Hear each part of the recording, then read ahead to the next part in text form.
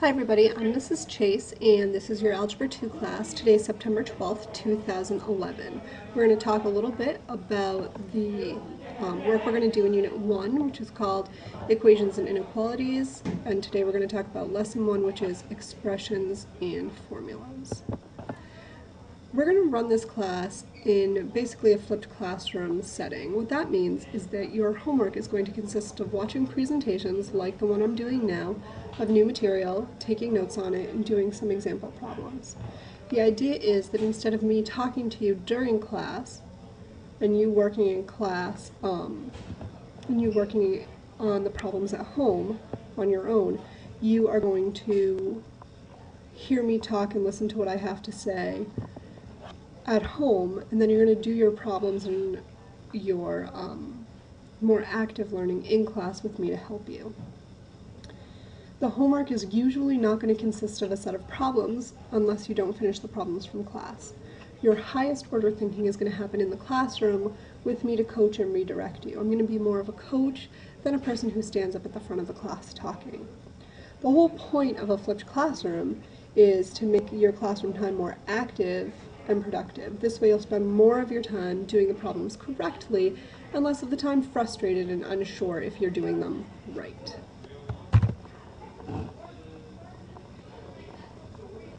This year I'm going to ask you to take 2-column notes at least for the whole first unit, and then if you decide that you'd like to use a different technique instead, that's fine.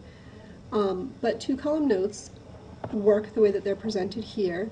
On this side, you have your order of operation, or you have your title, whatever it is, whatever your topic is, and over here you have your notes written. That makes it easier to flip through and find what you're looking for by scanning in this column here, and then looking over here to see what you have for notes about it. So today's notes are on order of operations. The first thing we need to do is simplify inside the grouping symbols, working from the inside out. So rather than talking about PEMDAS and just parentheses, we're going to talk a little bit more about different kinds of grouping symbols, brackets or braces, parentheses, they all mean the same thing. We even use division fraction bars as grouping symbols. The top is one group and the bottom is another. We always work from the inside out, go with the stuff that's in the most parentheses first, and work our way out. Next, we're going to simplify any exponents. That means that we're just going to get rid of the exponents. If it says to square something, we're going to square it. If it says to do it to the fifth, we're going to do it to the fifth. We're going to do the exponents next. After that, you multiply and divide, and you do that from left to right. This is really where PEMDAS can be a little bit misleading, or please excuse my dear Aunt Sally. Because we're multiplying and dividing in one step, we do them as they occur from left to right. Multiplication and division are basically the same operation. They're a little bit different, but they have the same value. They're worth the same. So multiplication and division should go together. And those occur, we look at those as they occur from left to right. After that, we look at adding and subtracting from left to right as well. So if it says divide before it says multiply, you should divide first and multiply second. If it says subtract before it says add, you should subtract first and add second. If we don't follow those conventions, we could end up getting an incorrect answer. Sophomores at this time are to report down to the... So here's an example for order of operations. I want you to watch the example. You can move back and play it again if you need to, but this needs to be in your notes completed.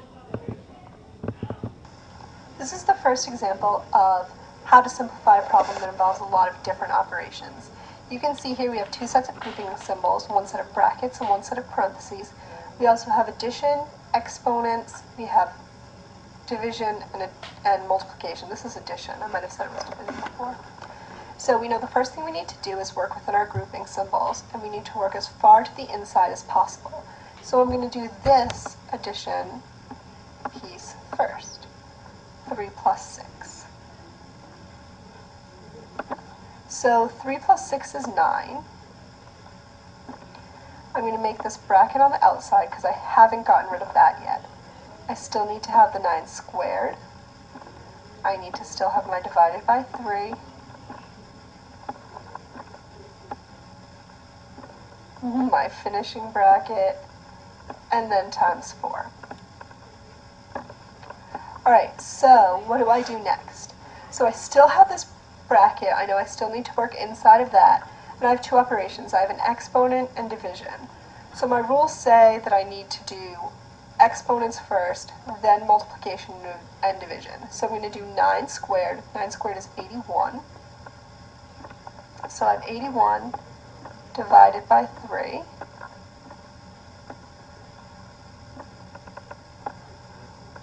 Sorry about that. And then I'm going to do times 4. Okay, so now when I'm looking at this, I have 81 divided by 3 inside of a bracket times 4. So I'm going to do 81 divided by 3 first. Now the interesting thing about that is I would do 81 divided by 3, which happens to be 27. I would do that first regardless of whether this set of brackets was here or not. The reason for that is multiplication and division have the same value. They mean the same thing.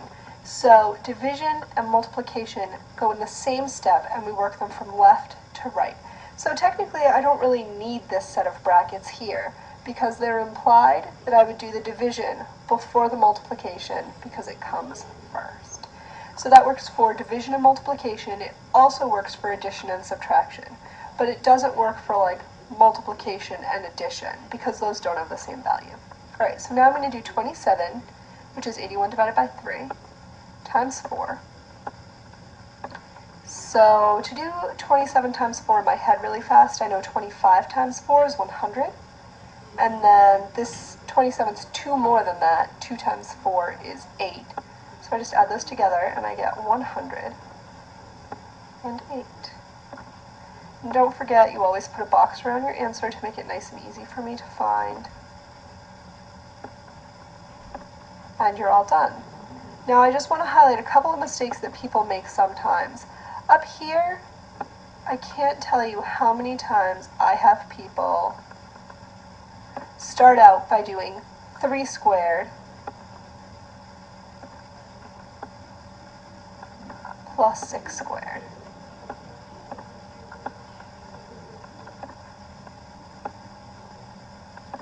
And then they get 9 plus 36. So 9 plus 36 is 45, and then they do 45 divided by 3, and they end up with a 15 here. They get 60 for an answer. That is not right. Don't do that. Remember, you have to work inside the parentheses first. Inside the parentheses first. When do you work inside the parentheses? First.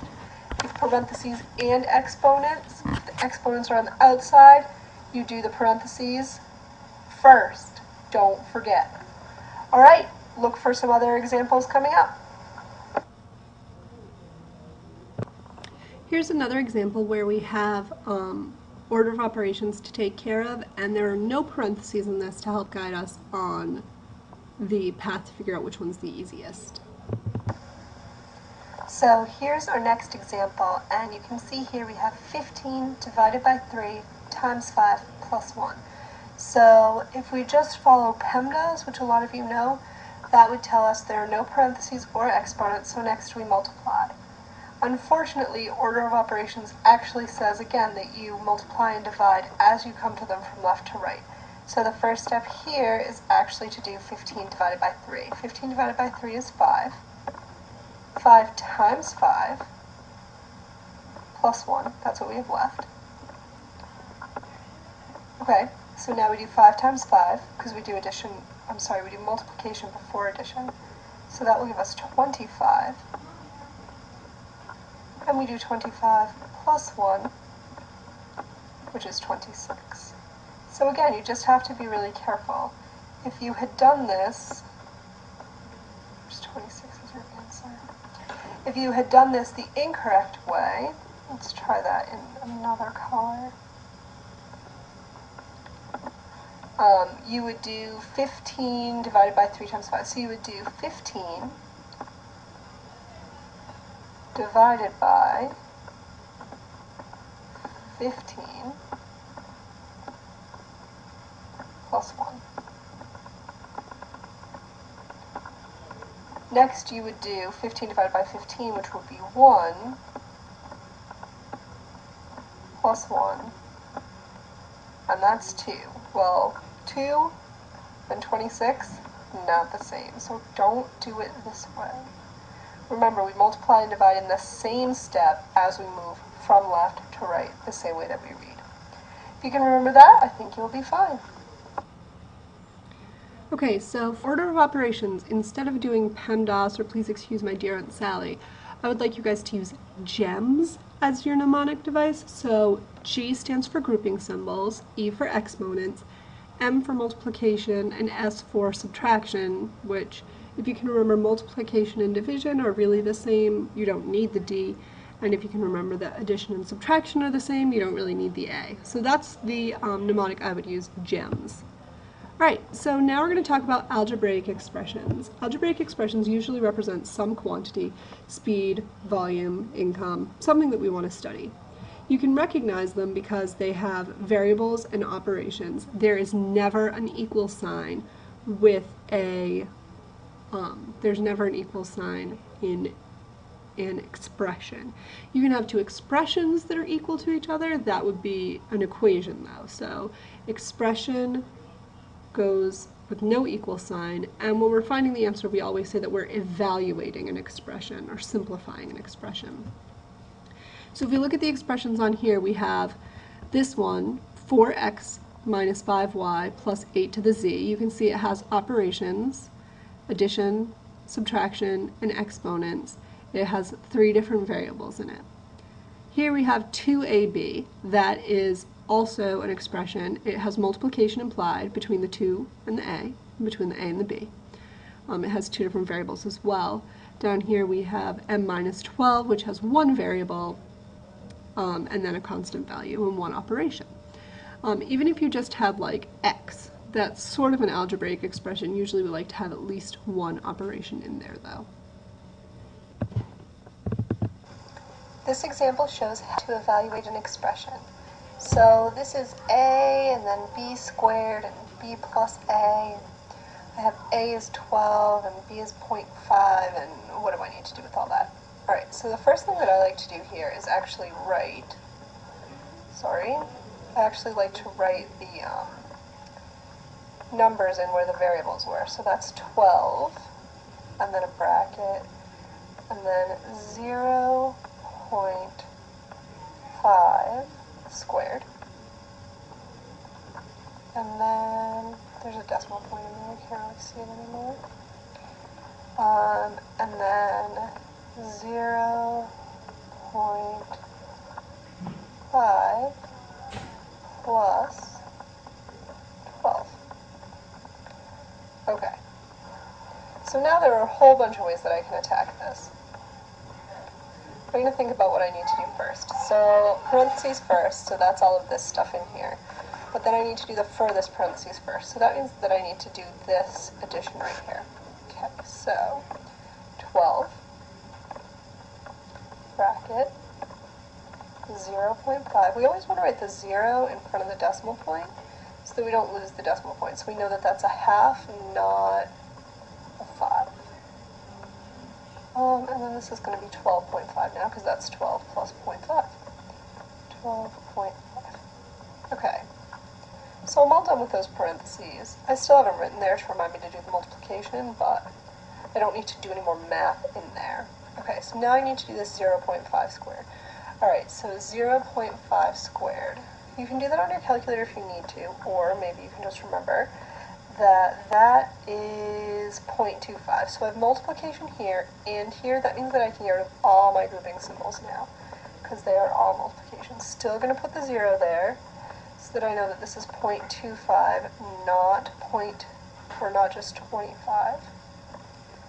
And then multiply that by 12.5. So if you want to,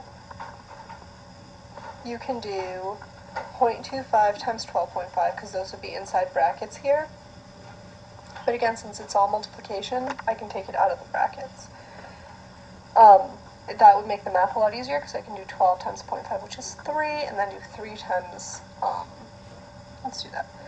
I'm sorry, 12 times 0.25 is 3. And then 3 times 12.5 is 37.5, I think.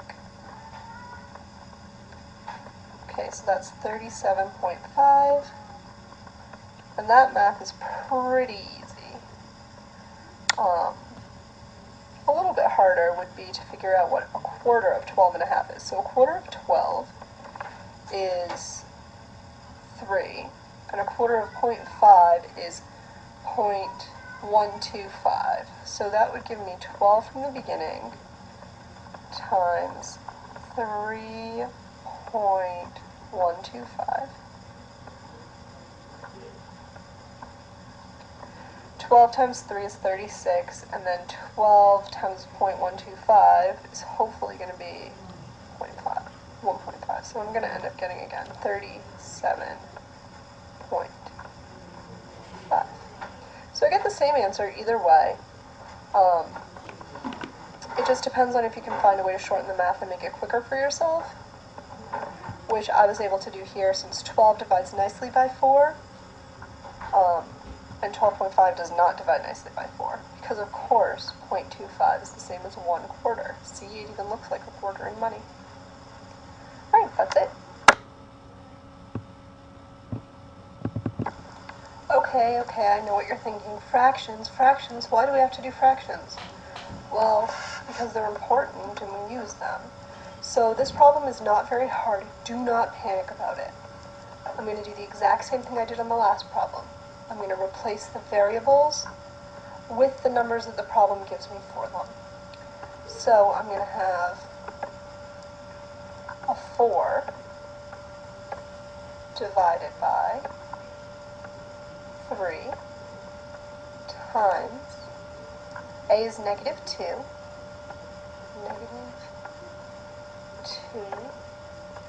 times, b is negative 5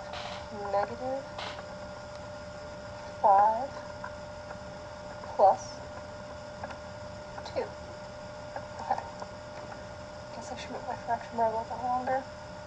Okay, so now one thing that we need to remember, well, there are a couple things. Remember that I said we always divide from left to right, multiply and divide in the same step.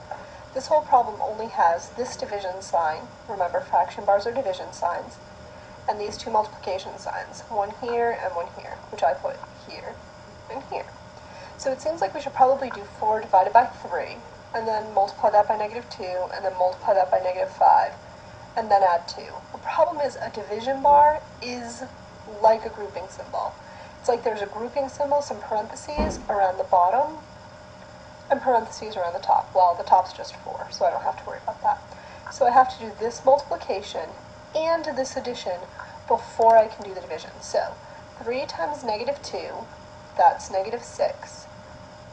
Negative 6 times negative 5 is positive 30. So I'm still going to have a 4 on the top. On the bottom, I'm going to have 30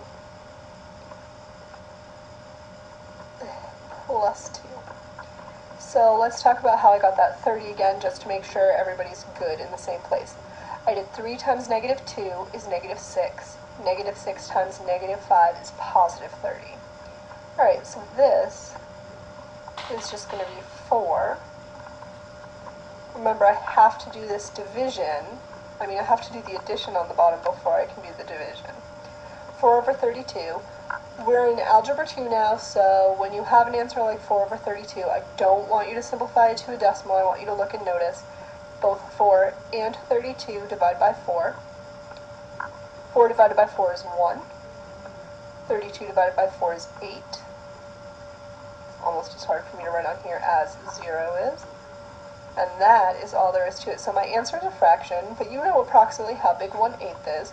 Think about a picture in your head. I love to do pizza for fractions like 1/8. Cut it into 8 slices. 1/8 is one of those slices. It's also about 12.5%, half of a quarter. All of those things mean the same. That's 1/8. Alright, I know we're getting a little long. You guys are doing a really good job so far. Formulas are the last thing that we need to talk about, and I have something important to tell you about them, which is formulas are sort of how we use math in other fields. They are solved for a specific value that we want to find, and they relate the values of some things that we already know. We use formulas because if we know everything but one, of the values in the formula, we can find the one that's missing. So I have a really fantastic example of that right here that you can see. Here's a word problem, because I know we all love word problems. Suppose the distance from a person flying a kite to the ground directly below the kite, that's from, here's where the person would be, directly below that would be 100 meters. The length of the kite string is 125 meters, so the kite would be up here. Use the Pythagorean theorem to find the height of the kite. Okay, so in this problem we know C stands for the hypotenuse, that's the longest side. So we know that. So we like formulas to be solved for the variable we don't know. So let's try to do that first. 100 can be A or B, it doesn't matter at all. I feel like making A be 100. Okay, so let's get ready to write here. Sorry about that. So I'm going to try to get B by itself. Let's change that color. I'm trying to get B by itself. So I want A to get away from there. So I'm just going to go minus A squared. That's an A squared, not a 0 squared. And of course, as all of you know, if you want to subtract A squared on the left, you also have to subtract A squared on the right. So I'm going to end up getting B squared equals C squared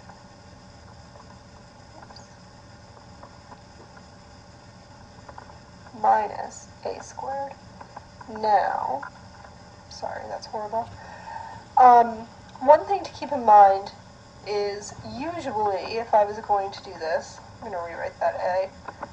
Usually if I was going to do this, I would, that's better, get B by itself. Here I have B squared, but I know I can just take the square root at the end of the problem, so that's not going to be a really big deal.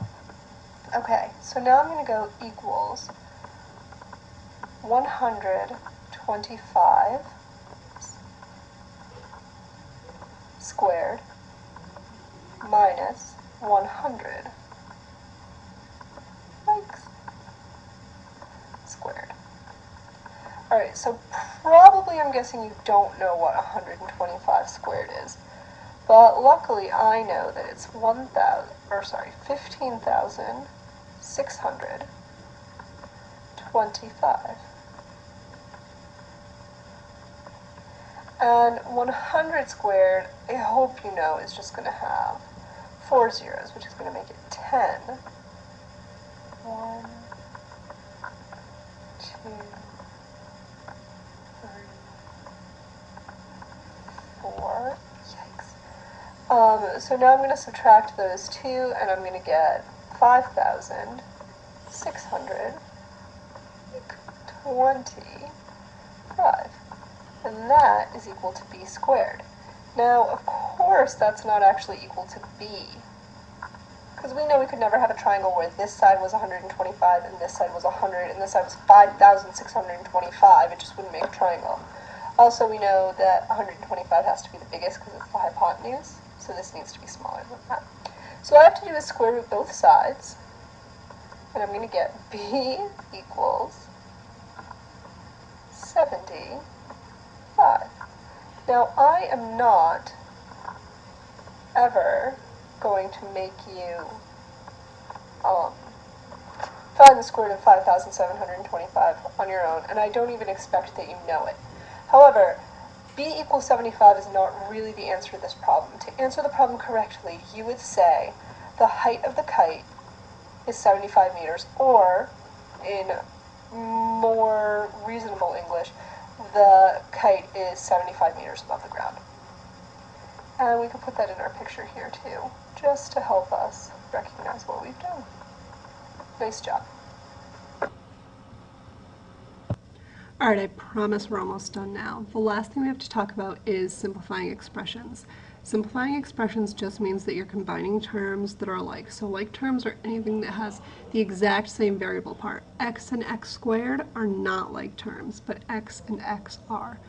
X and y are not like terms. but 5x and 2x are like terms, so the variable part has to be the same. Also, if there is no variable part, like if you had a 6 and a -5, those would be like terms also. Like terms get combined by adding and subtracting them together, and simplifying expressions just means that you're combining terms that are like, maybe you're using some distributive property or something like that, doing some multiplication that makes sense. So this is our last example, and then you'll be free. When we look at this problem, it says 3x minus 4 plus 7x plus 2. It's really, really important to me that you write the like terms together first. So many times people get the problem wrong because they're not careful. Now notice this 4 is negative, the 7x is positive, so the 7x stays positive. It's a mistake people make fairly often. Minus 4 plus 2. So now I do 3x plus 7x, I put those together, and 3x plus 7x is 10x. And then I have negative 4 plus 2, so that's going to give me a minus 2 altogether. And that is all there is to it. When you're doing this, when you're simplifying, you don't get something that says x equals 6 or whatever. It just is going to be a variable part and a constant part in your answer. Again, here make sure, since the 7x is positive in this line, make sure the 7x is positive in this line. So here we have, this is positive, still positive, negative, still negative, 7x is positive, still positive, 2 is positive, still positive, and then I do the math, and I end up getting a negative answer here, but that's all there is to it.